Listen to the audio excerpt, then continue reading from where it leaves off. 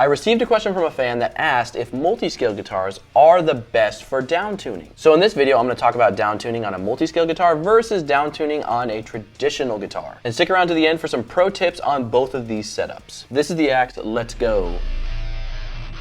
Alright guys, welcome back. If you're new, my name's Nick. I'm a guitarist here on YouTube. This is a quick video on downtuning multiscale guitars and traditional guitars. It's only going to be a couple minutes, so watch the whole thing and then go about your day. So when one of my fans reached out to me about downtuning on multiscale guitars, he was complaining about lack of tension and problems with downtuning to C standard, on one of his brand new Jackson Dinky guitars. Now keep in mind, this Dinky is not fan fretted or multiscale. He was interested in knowing if a multiscale design would increase the tension of his lower strings. So let's get into this. The multiscale design of a guitar is nothing new. They use it on grand pianos and harps, but it's designed to address tension and tone issues that you can sometimes get in a traditional guitar. This is because thicker strings generally need longer scale length to support the vibration and tonal needs of the thicker strings. So when you downtune, you're really making the string more floppy if you don't increase the string gauge, right? To increase that tension without increasing pitch,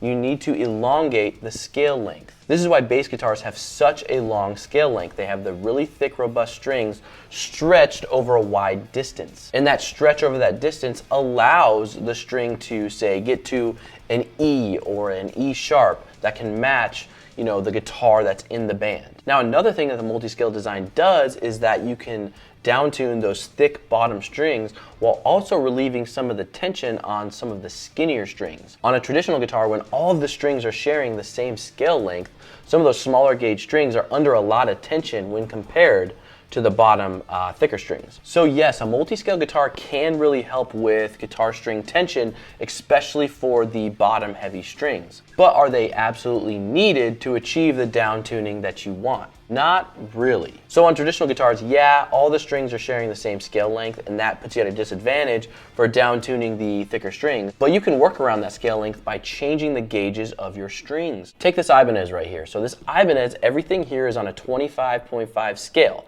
So every string is just about on the same scale, give or take a few millimeters. Now this guitar is tuned into C standard, which is pretty deep for a 6-string guitar. I worked around the scale by getting an optimal string set for this guitar. Using a medium top and heavy bottom string set, which utilizes a very thick bottom string and a kind of thinner top string. This string distribution is really optimal for a standard traditional single scale guitar that needs to address the tension issues of a downtuning. So you don't 100% need a multiscale guitar to achieve the deeper type of downtunings that you want to get. The plus side with a multiscale guitar is you can downtune without really changing the string gauges, which if you're used to a type of string gauge, you can stick with that and it can be more comfortable for you. Now with traditional guitars, if you do my method, you will get some more robust string gauges, and that does affect tone in some areas. So bottom line, are multiscale design or fan frets the best for downtuning? I'd say yes, with a caveat. If you're willing to find the right string gauge for a traditional guitar for downtunings, then more power to you. But in terms of vibration and tone and overall performance,